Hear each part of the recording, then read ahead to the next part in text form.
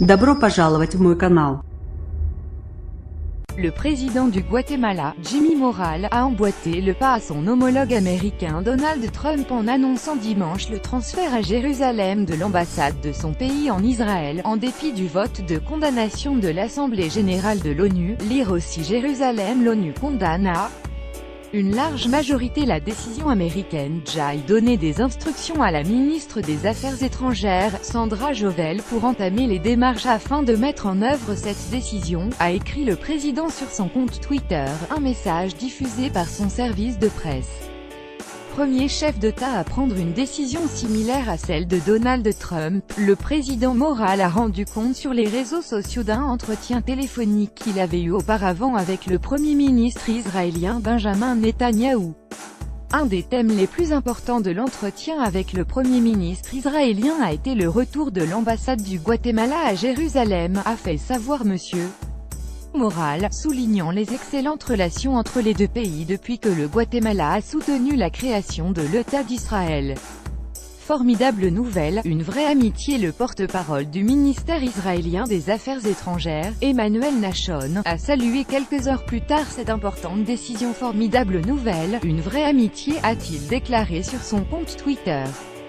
Vendredi, le président Morales avait défendu le soutien de son pays à la décision des États-Unis de reconnaître Jérusalem comme capitale d'Israël, au lendemain du vote massif de l'Assemblée générale de l'ONU condamnant cette initiative du président américain. Le Guatemala est historiquement pro-Israël et en 70 ans de relations, Israël a été notre allié, avait-il déclaré. Le Guatemala avait voté contre la condamnation de l'ONU, avec le Honduras, le Togo, la Micronésie, Nauru, Palau et les îles Marshall, en plus des États-Unis et d'Israël. Malgré le fait que n'ayons été que 9 dans le monde, nous avons la totale certitude et conviction que c'était la bonne voie, a-t-il encore déclaré. Des 193 pays composant l'Assemblée générale de l'ONU, 128 ont voté la résolution condamnant la décision américaine, dont des pays alliés des États-Unis comme la France et la Grande-Bretagne. Ce vote est une insulte que nous n'oublierons pas, avait lancé l'ambassadrice américaine à l'ONU, Nikki Haley, à ses 14 partenaires du Conseil de sécurité. In fine, le texte n'a pas été adopté, les États-Unis ayant utilisé leur veto de membres permanents. Noël dernier en Palestine. La décision de M.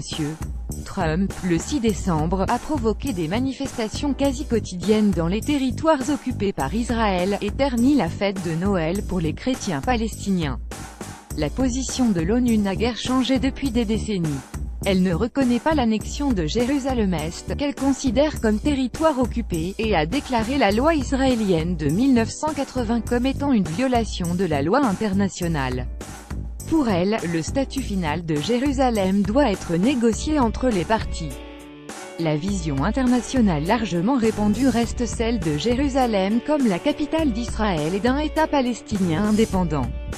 La résolution 478 de l'ONU en 1980 appelait tous les pays ayant une mission diplomatique à Jérusalem à l'en retirer.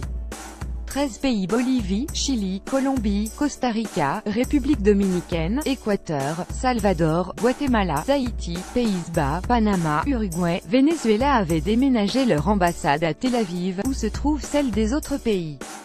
Lire aussi Jérusalem. Vendredi, de colère après l'annonce de Trump.